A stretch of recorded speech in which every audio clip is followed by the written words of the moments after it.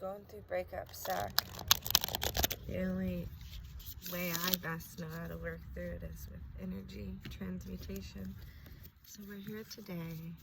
If you're going through a breakup of any kind, it can be a breakup of a friend, breakup of a partner, breakup of a roommate, of an employer, anything. Come on in, take a seat. Take a load off, because we're here to unpack grief.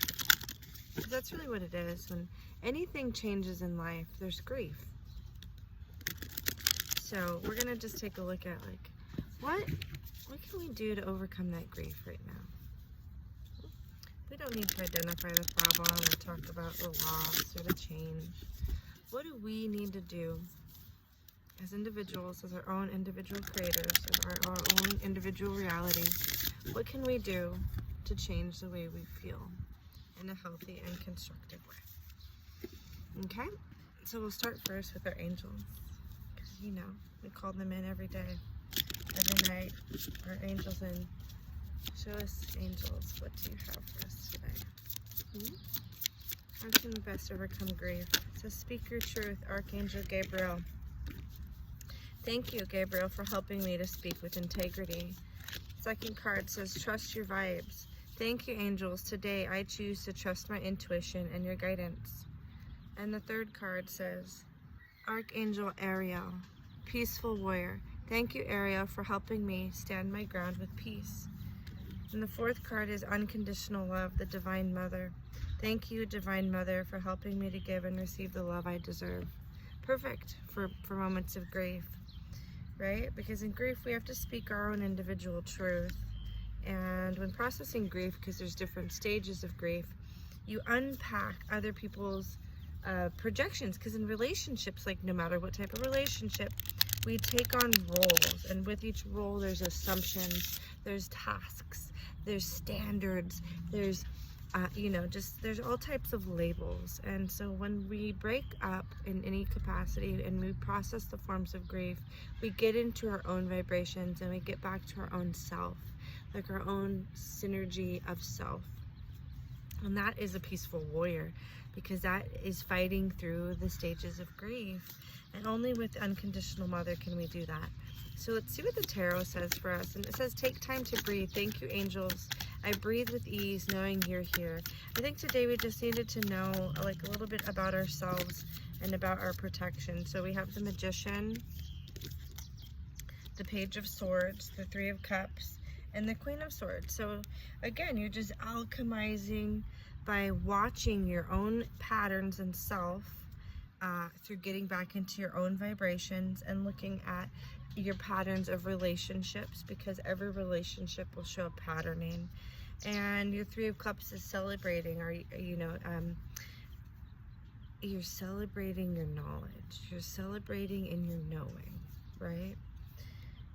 You're alchemizing the patterns that you're seeing in your relationships, and you're celebrating the knowing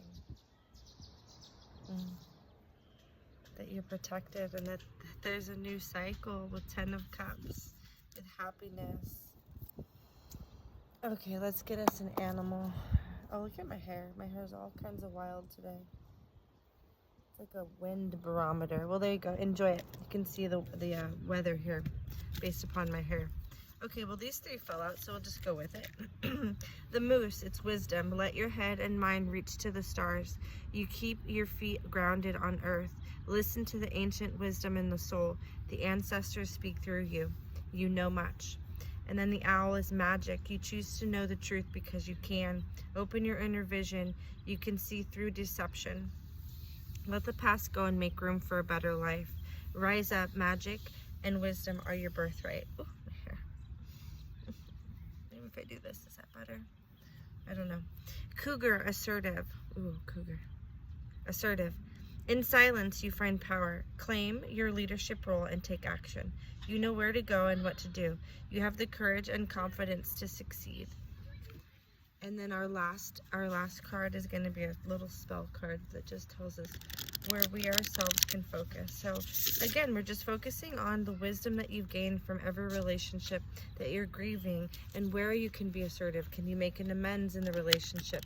I like to take an amends step a step further. Can you make a process of appreciation? Like, instead of having to make the call that, oh, I did something wrong, please forgive me. When relationship ends, can you send a message of gratitude for what you've learned or gained from the relationship? Because every relationship is a soul contract of reason, season, or lifetime. Very few are lifetime. The one I found is lifetime is the one that I find within myself. That's the only one I found so far that has resided with me, that has come with me through every transition. Every relationship has transitioned. Okay, so our last spell cards are happiness, manifestations, new beginnings, dreams, and commitment. Okay, well guys, that's pretty clear. So you're manifesting new beginnings, your dreams of happiness and commitment to self, like we just talked about, are coming true. Because really that's the relationship that you need to make whole, is a commitment to self. So things fall apart for things to come together. Divine timing is real. Hold the magic within yourself.